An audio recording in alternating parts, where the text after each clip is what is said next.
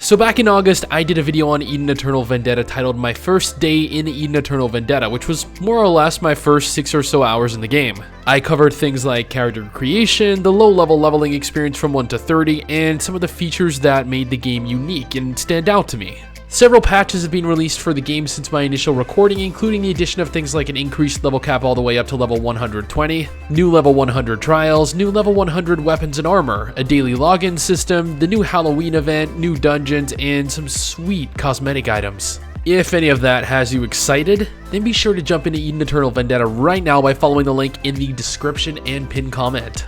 Also, I do apologize for sounding a little nasally. I have a cold. So yeah, that's great.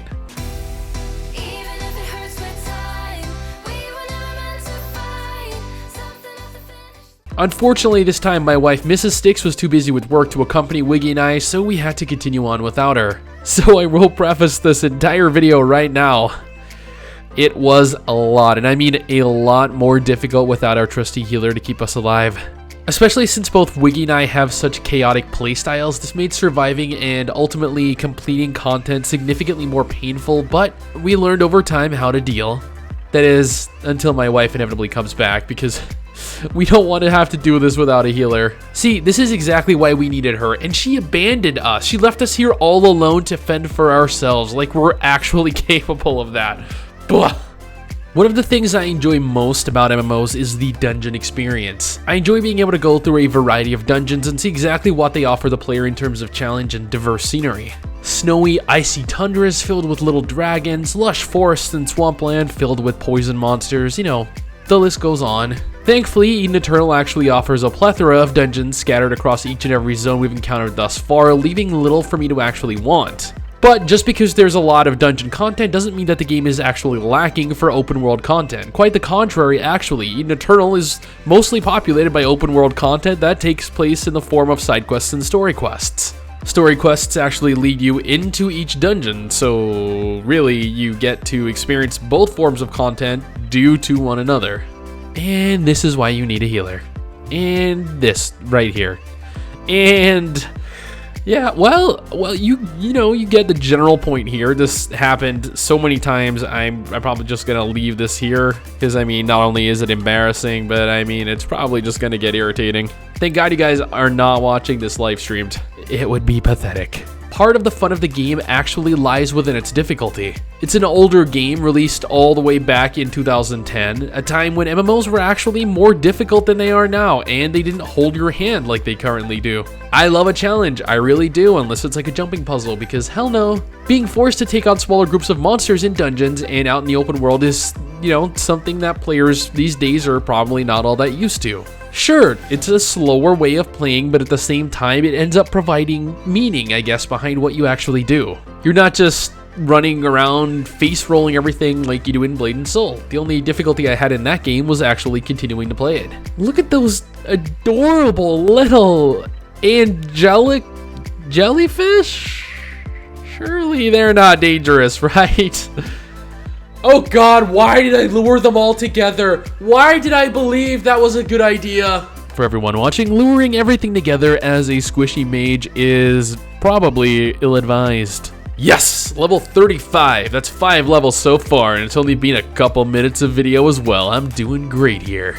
I don't know, if you were told to, like, go into that, I mean, I'm gonna go ahead here and say water for a quest, like, would you? Because that shit looks nasty and just full of, God knows, just no. In Soviet Russia, men don't eat pussy. Pussy eat man. That was my attempt at a Russian accent. And a joke, both of which likely sucked.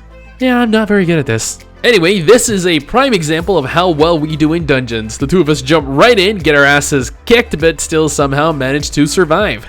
I feel like that could potentially be a superpower. Unending resilience. Oh, maybe I could like be the lead in a shonen anime series where the main character never gives up and, you know, like values friendship above all else and wears an orange bodysuit and too far. Yeah, I feel like that was too far. Yeah, too far. But I mean, what would I call myself? Stixuto Uzumaki Stixito Kurosaki. Yeah, I feel like that's a pretty cool name. I just want you guys to know that we finally made it to what seems to be the very first large city in game. Or maybe it's the main hub of the entire game, I don't know. We've come across various smaller towns with players taking quests and then subsequently leaving, but this city is the first place that actually felt like a city. I also had the pleasure of experiencing the community, who helped us get back on track with our quests after getting lost. And we had people complain in our last video that the community was bad. Pfft, you guys are lovely so far. Upon hitting level 45, Wiggy and I had been playing for roughly another 6 hours and could no longer continue on. It was the end of the day, we leveled 15 levels without a healer, mind you, and are one step closer to hitting max level, which actually was not 120 last time we played, and is admittedly now further away, I think. Oh shit. Did we actually even make progress? That, like, was the level cap 100 before? I think the level cap was 100 before, because if the level cap was 100 before, then in actuality, we're now 5 levels further away from max level. Either way, that shows at least how active the game actually is. They're further ahead than both the official Western and the official Eastern releases of Eden Eternal, and I believe that they don't plan on stopping there. They add custom content, hold custom events, and are just growing with every new video we push out. So if you guys are not already playing this and you're on the look for an anime MMO, come join us. There are already thousands of players to play with. Anyway guys, that is it for me. Thanks for watching, and I'll see you all next time. Peace. Thank you for watching this video. If you enjoyed it, drop a like, leave a comment, consider subscribing to my channel over here, checking out another video, or following me on Twitter at STIX to just chat or hang out.